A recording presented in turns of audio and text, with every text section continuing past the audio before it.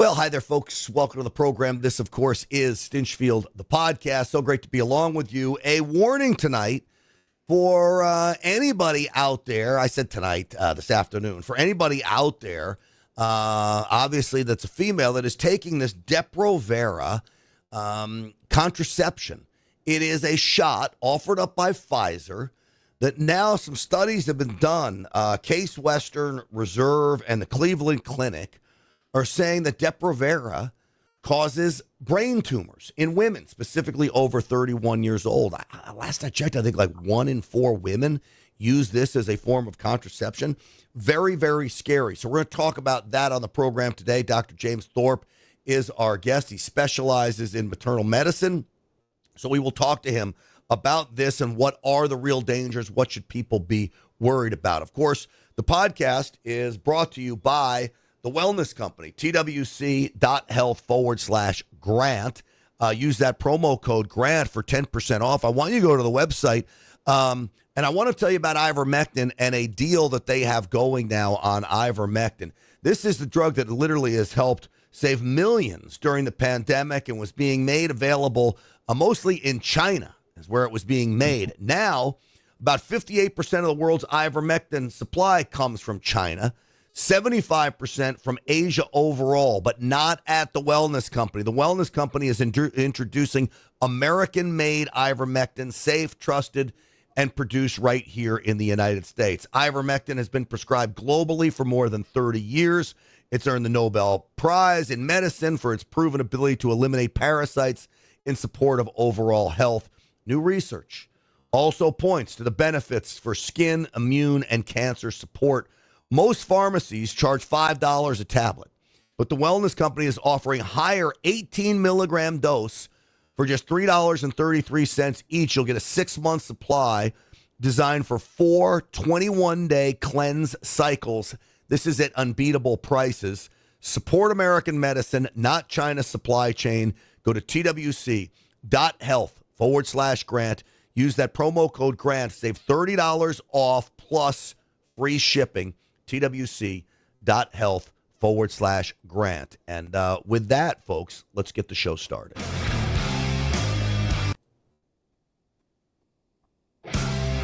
Uncensored and unapologetic. This is Stinchfield. Here's your host, Grant Stinchfield. All right, welcome, everybody. So this is the headline. I saw this in the New York Post. Popular birth control is linked to brain tumors in new study as over 1,000 women sue Pfizer for health risks. 1,200 to be exact. Please welcome in our guest, our good friend, Dr. James Thorpe. He is with the Wellness Company. Dr. Thorpe, it's always great to see you.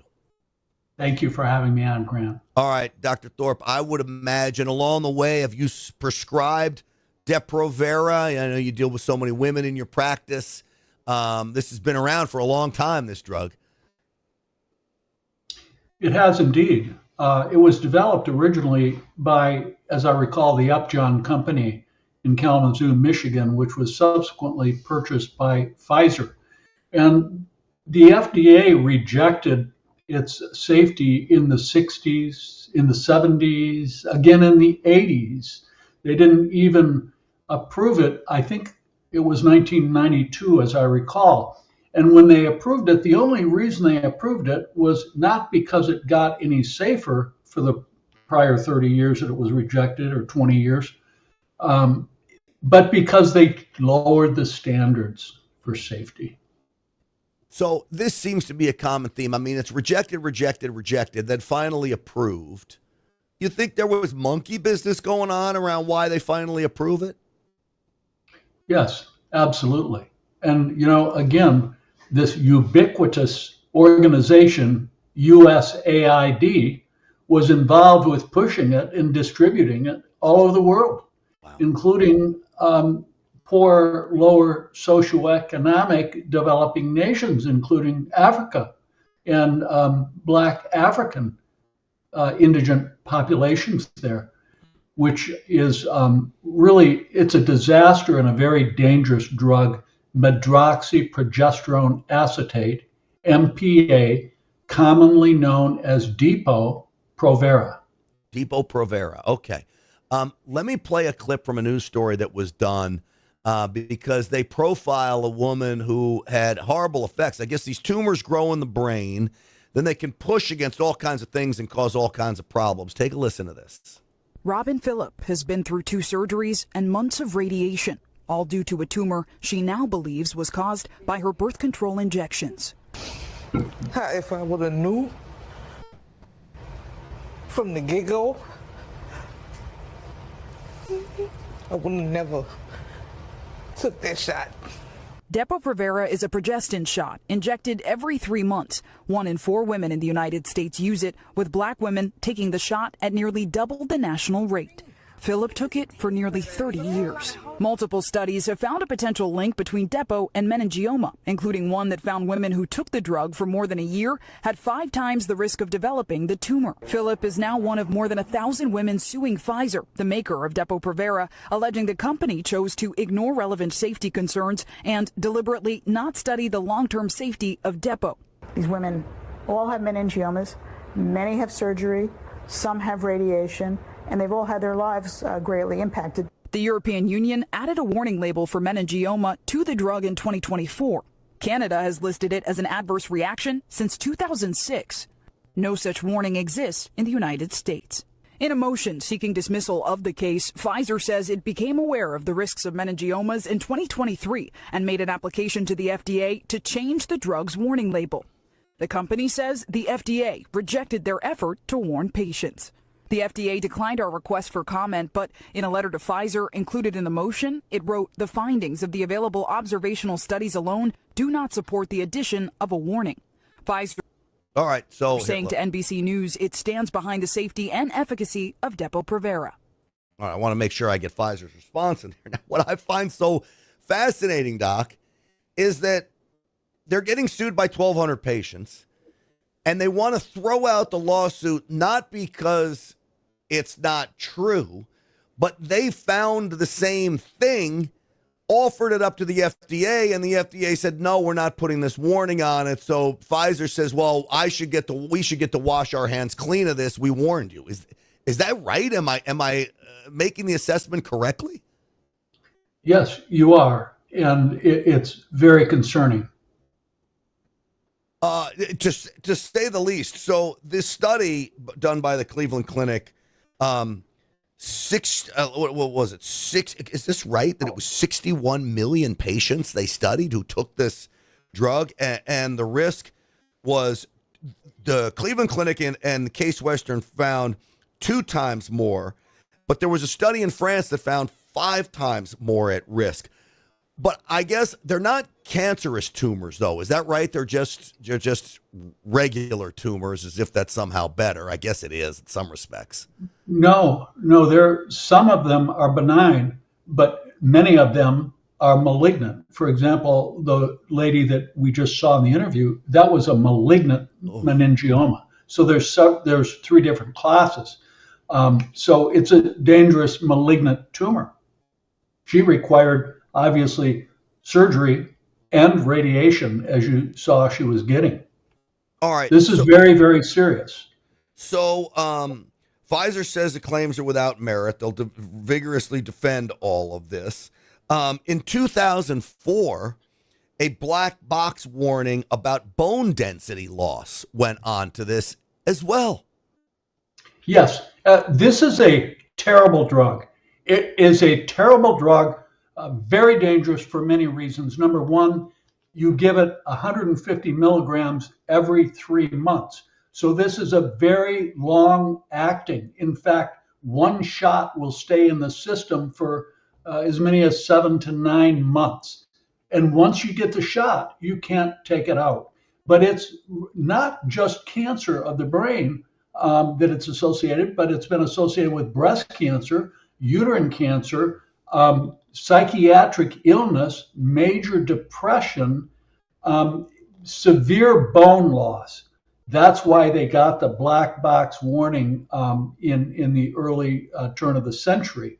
So what it does, and it shouldn't be confused with natural progesterone, which is safe. This is not a natural progesterone. This is a progesterone that's been made in the lab and modified with multiple other ingredients and chemicals added to it. So it lasts a long time. But it essentially shuts down, puts you in the postmenopausal state, meaning there's no estrogen. And that's dangerous because estrogen is very safe and it's very important for your bones and also to reduce your risk of certain cancers, according to the Women's Health Initiative. So putting a woman in a postmenopausal state when they're in their teens or their 20s or 30s or 40s is a dangerous situation because the bones will essentially decalcify and become what we call osteoporosis. Why do you think this was so prevalent in the black community? I mean, you heard in that report there that overwhelmingly black women were taking this more than any other racial group. This is racial profiling, in my opinion. This is why they went to Africa and the third world countries. They targeted women who they could literally give no informed consent. And that's done in the United States of America too. You'll see that the distribution is around highly dense urban areas. And, it was very easy just to come in to the doctor's office 4 times a year and get a shot. All right. And so racial profiling them, it's a very specific charge. Do you have evidence of that, or why would they target this group? It's my opinion and it's my observation from what they've done in third world countries and from what I've seen in the distribution in the United States of America. And again, I'm not, others may have different opinions, but this is what I've observed. Why would there be such a disproportion of Black Americans getting Depo-Provera? It is amazing that it is so disproportionate. It certainly is. Let me go back to one of the things. They said this was an observational research study.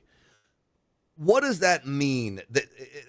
I've read that when you say observational, it means you can't prove that the drug is causing the tumors, only that people that have taken the drug have gotten the tumors. Is that right? And what does observational compared to other studies mean? Great question. Observational study means they just looked backwards at a group of patients that took it and a group of patients that didn't take it. And whenever we do that type of analysis, there are multiple confounding variables. In other words, other variables that aren't looked for in those studies that could explain the difference. And I will say that that's the standard pharmaceutical denial and response.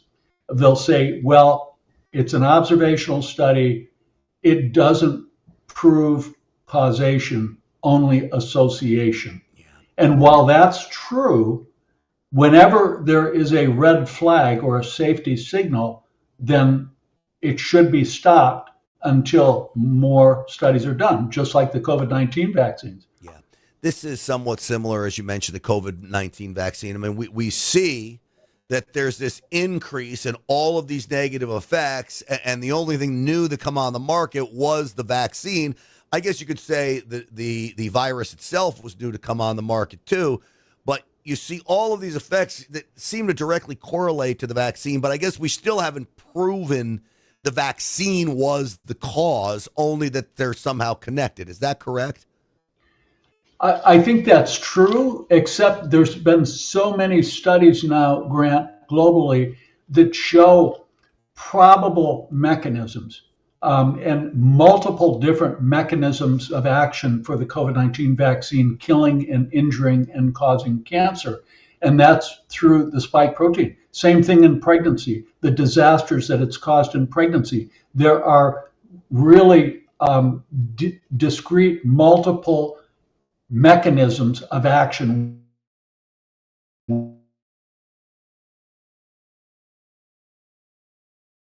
where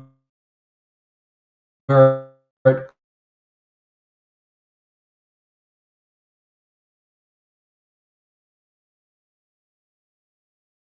cause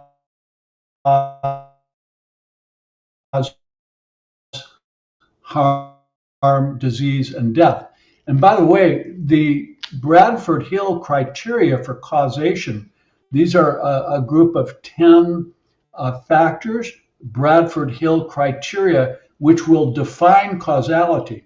And one of these is a proximity of the treatment to the adverse outcome. And when we rolled out the vaccine and we saw that a large proportion of healthy people took the vaccine and were dead within 7 days, even within 2 days, that fulfills many of the criteria for causation.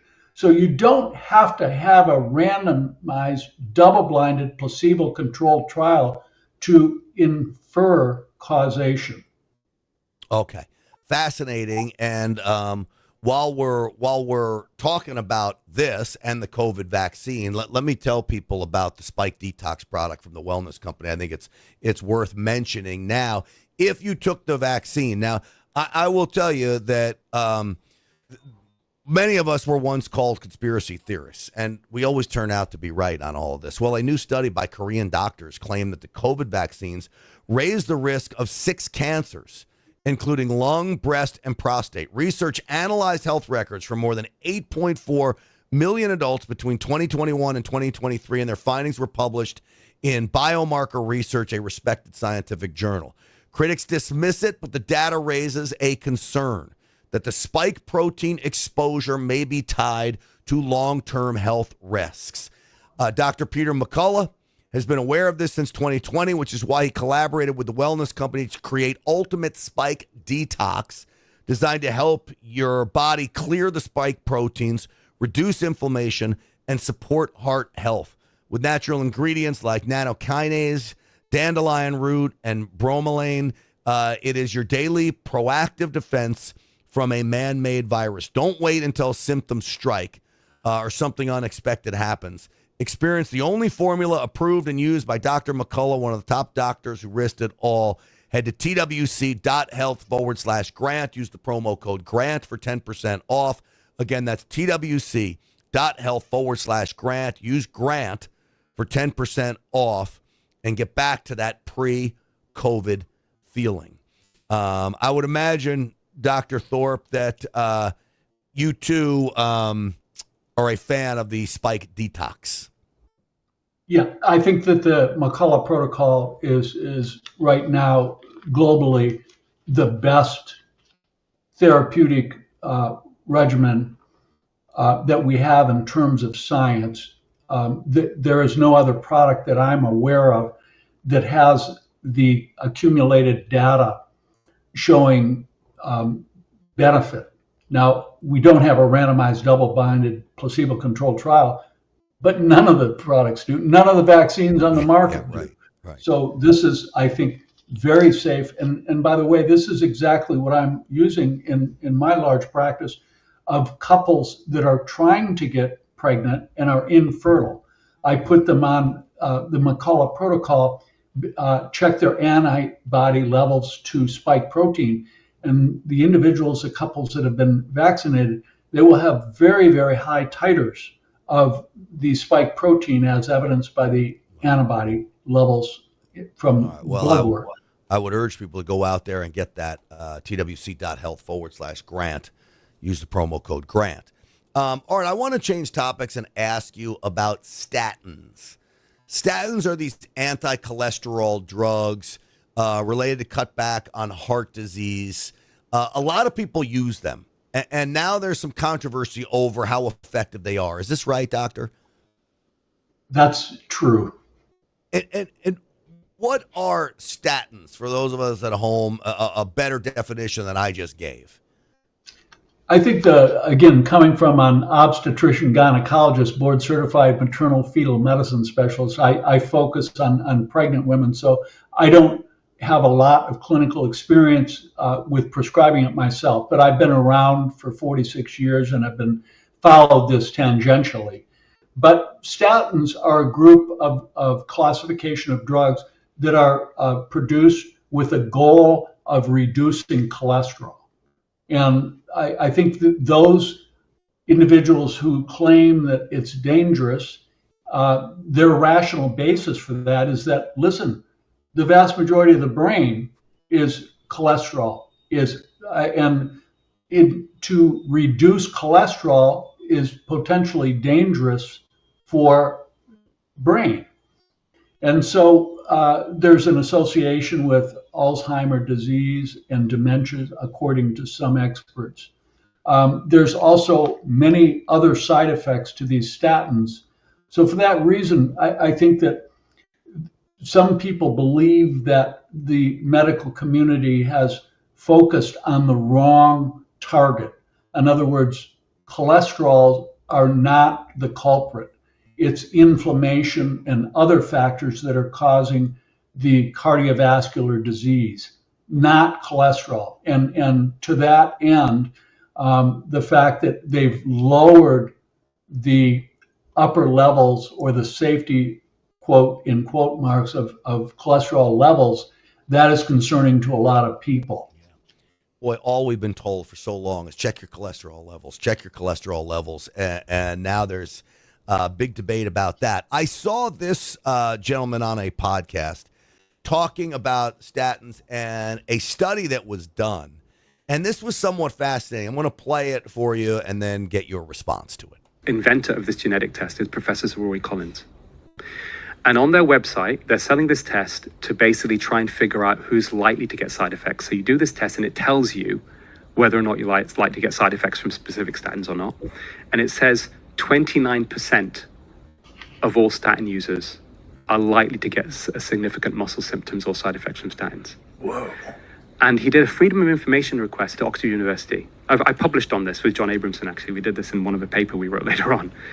And Oxford University came back and basically said that he asked them, how much money have you taken from selling this device? And it was something in the order of, the university had received £300,000 and Professor Collins' department had received about £100,000. It doesn't make any sense. So in one sense, he's saying side effects are non-existent. Yeah, he's co-invented a test to try and detect who's likely to get side effects. And on the website, it got taken down after that, interestingly. You know, we published it and we highlighted this. But it's like, hold on, they're kind of making money from both sides here. And for me, it just highlighted, you know, this was all really, for me, like a symptom of a system failure where, you know, there are all these concealed conflicts of interest. People are being selective with the information they put out. And ultimately, at the root of the problem, Joe, is that these big, powerful pharmaceutical companies, these corporations have more and more control and unchecked power over these institutions. There are conflicts of interest, but people don't know about it, right? I think that's the reason why I play this clip for you, Dr. Thorpe, because you've been so instrumental in exposing this. So this is another example. He's talking about genetic tests that test for if you have side effects or susceptible genetically to statins. And 29% of the people come back as yes. So you've got, on one side, they're selling the statins. On the other side, they're selling the genetic test. They're making money off of both ways. They're telling you it's safe, but also you might need a test to see if you got side effects. And all of it is this big money play, and the money's flowing, and nobody seems to care really about the health and safety of the public. You're absolutely right. Spot on. And isn't it reminiscent of exactly what the pharmaceutical companies did with the vaccines? They knew it was going to cause cancer. So, you know, before we even detected rises in cancer, they have already invested in large chemotherapy and cancer drug with big pharma, right? Isn't it the same deal? Yeah, it really is. And it's just so telling. And it's defeating, really. I mean, as you start to hear more and more of these stories come out, ever since COVID, I mean, the onion got peeled back. And I don't know, I start to just give a deep sigh and be like, man, are we ever going to have and I now call it the sick care industry. I don't call it the healthcare industry because I think it's about, they want people sick. Are we ever going to have a sick care industry that actually turns into a healthcare industry? I don't know, Doc. Well, your point is well taken. The entire system in the United States of America, we're spending $4.4 trillion on healthcare. That averages per annum, per cost basis of 12,000, 13,000 per individual. I mean, this is absolutely crazy when you compare us to a country like, say, India, that is 4 times larger than our population. They don't spend $12,000, $13,000 per capita. Guess what? They only spend $65 per capita. Wow. And their healthcare report cards are better than ours. So what does it tell you? It tells you that the American people are being made sick by pharmaceutical products, and this has to stop. Yeah. Let's add food products into there too. And so this is why I think the Make America Healthy Again movement is so important, because you want to lower healthcare costs, get people healthy. You get people healthy in large amounts of numbers, the costs are going to come way down, Doc. Amen. Amen to that. Absolutely right on. Dr. James Thorpe, it's always good to see you. I appreciate you coming on today. Where can people find you? My website is dr, as in Dr. drjathorp.com.